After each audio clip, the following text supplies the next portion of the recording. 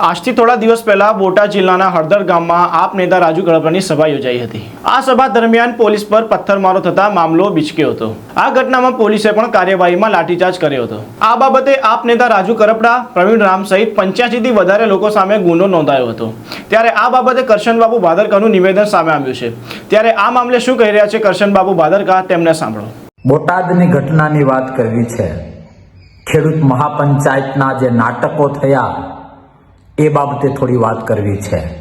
મારે કહેવું છે કે લોકશાહીના દુશ્મનો, તમે તમારા ચહેરાને ચમકાવવા માટે પરસેવો પાડીને પોતાનું ગુજરાન ચલાવનાર ખેડૂતોને ક્યાં સુધી ગુમરાહ કરશો? તમારા આજ સુધીના પ્રયત્નમાં ખેડૂતને 1 રૂપિયાનો ફાયદો થયો હોય તો એનો જવાબ ગુજરાતનો ખેડૂત માંગે છે। ક્યાં સુધી ઉલ્લુ બનાવશો? પરસેવો પાડે છે, મહેનત કરે છે। અરે સાહેબ, સેવા કરીને, મહેનત કરીને ચહેરો ચમકાવવાનો હોય, તમે માત્ર ચહેરો ચમકાવવાના ઉદ્દેશ સાથે ખેડૂતોને ઢાલ બનાવો છો। શાબાશ, એ પોલીસને પકડીને ઢીબી નાખો। આવું ન હોય, આવી નેતાગીરી ન હોય। એ ખરાબ કહેવાથી બી સારો નથી થઈ જતો। એને ખરાબ કેવો હોય તો પેલા બી કેટલો સારો છે એ બતાવવું પડે। પંજાબમાં તમે શું કર્યું? દિલ્હીમાં તમે શું કર્યું? અહીંયા તમારા રોટલા શેકવા માટે તમે ખેડૂતોને હાથો બનાવો છો। પરમિશન ના મળે તો જ્યાંથી પરમિશન મળતી હોય ત્યાં સામે ભૂખ હડતાલ ઉપર બેસી જવું પડે। પરમિશન લેવી પડે અને પછી હજારો અને લાખોની સંખ્યામાં લોકો ભેગા કરો અને તમારા રોટલા શેકો। એમાં એક પણ ખેડૂતને વાંધો નથી। આવું ન હોય। ખેડૂતની વેદના, ખેડૂતનું દર્દ, એને જો તમારે તમારો ચહેરો બનાવવો હોય તો તમે દેશદ્રોહી છો, તમે ખેડૂત વિરોધી છો। ખાલી પોતાના ફોટાઓ ચમકાવવા માટે, મીડિયામાં ધમધમાવવા માટે તમે ખેડૂતના ખભે બંદૂક ફોડો છો। ફરીથી પૂછું છું કે આજ સુધી તમે જે દેખાવો કર્યા, આજ સુધી જે ખેડૂતોની વાત કરી, એમાં ખેડૂતને 1 રૂપિયાનો ફાયદો થયો હોય તો મીડિયા સમક્ષ રજૂ કરો। શા માટે? તમારી પરિપક્વતાનો અભાવ, તમારી દીર્ઘ દ્રષ્ટિનો અભાવ, તમારો લોકશાહીનો ડુપ્લિકેટ પ્રેમ। હવે પાછા વળો, પાછા। આમ ન હોય। તમારી પરિપક્વતાના અભાવને કારણે ખેડૂતોને હેરાન થવાનું। ખેડૂત અરે કોઈની વેદના માટે થતા પ્રયત્નો કરવાના હોય, કોઈની વેદના ઉપર પોતાના રોટલા શેકવા એ ભારતની સંસ્કૃતિમાં નથી, ગુજરાતના ઇતિહાસમાં નથી। તમે તમારા રોટલા શેકવા માટે, તમારું રાજકારણ કરવા માટે રાત દિવસ મહેનત કરનારો, કુદરત તરફથી ક્યાંક ને ક્યાંક નુકસાન થાય, સરકારો તરફથી ક્યાંક ને ક્યાંક નુકસાન થાય, એ બધામાં તમે તમારા રોટલા જોવો છો, એમાં તમારા સ્વાર્થને તમે જોવો છો અને વાત ખેડૂત પ્રેમની વાત કરો છો। આવો હોય ખેડૂત પ્રેમ, પાછા વળો, પાછા।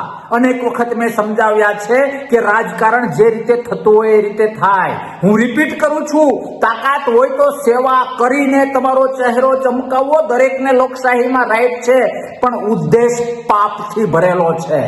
તમારા ચહેરા ચમકાવવા માટે તમે કિસાનને, ખેડૂતને આગળ કરો છો, એના વહા ખોખરા થઈ જાય એ રીતના પ્રયત્ન કરો છો અને સંકટ સમયે ઊભી પૂછડીએ તમે ભાગી જાવ છો અને અમે મળદના દીકરા, અમે આ, અમે તે, અમે લોકશાહીના રક્ષક। શરમ આવવી જોઈએ, શરમ।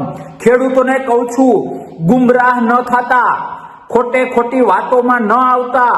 જો તમારે એ પ્રશ્ન હલ કરવો હોય તો બેસી જાઓ કૃષિ મંત્રીની ઘરની સામે, સચિવાલયની સામે, મંજૂરી મેળવો। મંજૂરી ન મળે તો ત્યાં ભૂખ હડતાલ કરો। એ વાસ્તવિકતા છે, એ સાચો લોકશાહી પ્રેમ છે। આ તો ગમે એ રીતે ઉશ્કેરો, હોબાળો કરો। આપણો ચહેરો ચમકવો જોઈએ। ખેડૂત ગયો મય, ખેડૂતની વેદના ગઈ મય, આમ ન હોય। પાછા વળો, પાછા, નહીં તો તમારી વિરુદ્ધ મોટો મોરચો લાગવો પડશે કે માત્ર પોતાના સ્વાર્થ માટે મહેનત કરનારા ખેડૂતને ગુમરાહ કરે છે, લોકશાહીને ગુમરાહ કરે છે, બંધારણને ગુમરાહ કરે છે। અને ફરીથી પોલીસનો આભાર માનું છું કે આવા માત્ર પોતાના ચહેરા ચમકાવવા માટે નિર્દોષ અને મહેનતુ માણસને જો કોઈ હાથો બનાવતો હોય ને તો એના ટાટિયા તોડી નાખજો, ટાટિયા। આટલો સ્વાર્થ હોય, પોતાના સ્વાર્થ માટે તમારે ગમે એ કરવાનું. પાછા વળો, પાછા. હું વ્યક્તિગત કહું છું કે આજ પછી ક્યારે પોતાના સ્વાર્થ માટે મહેનત કરનાર કોઈ પણ વ્યક્તિ, પછી એ ખેડૂત હોય કે કોઈ પણ હોય, એને જો કોઈએ હાથો બનાવ્યો ને તો વ્યક્તિગત હું સામે ઉતરીશ. લડો, આંદોલન કરો, પણ બંધારણના અંડરમાં લઈને કરો. કમસે કમ તમારી મૂર્ખામીને લીધે ખેડૂત હેરાન ના થાય. કમસે કમ તમારી નેગેટિવ મહત્વકાંક્ષાઓને લીધે ખેડૂતને ભાઠા ના પડે. શરમ આવવી જોઈએ, શરમ. નેતા એ છે જે ખેડૂતને પાછળ રાખે ને પોતે પેલા લાકડી ખાય. નેતા એ છે જે કરે એ ખુલ્લમ ખુલ્લા કરે. ગુંડાગીરીનો માર્ગ તમે અપનાવ્યો છે, ગુંડાગીરીનો માર્ગ. માફ નહીં કરે ભગવાન, માફ નહીં કરે ગુજરાતની જનતા. આંદોલન કરતા શીખો, લડતા શીખો. ખાલી બકવાસ કરે ના ખેડૂતનું ભલું થાય કે ના આવતીકાલનું ભલું થાય. ફરીથી કહું છું, ગાળો દેવી હોય તો દેવાય, પણ એ પેલા ગુજરાતને બતાવાય કે હું કોણ છું. સામેવાળો ખરાબ, સામેવાળો માની લ્યો કે ઘડીક ખરાબ છે, પણ ગુજરાતની જનતા, ગુજરાતનો ખેડૂત પૂછે છે કે તમે કયા દૂધે ધોયેલા છો. એ જવાબ માગે છે ખેડૂત, એ જવાબ માગે છે ગુજરાતી, એક એક ગુજરાતી. હાલી હું નીકળ્યા છો.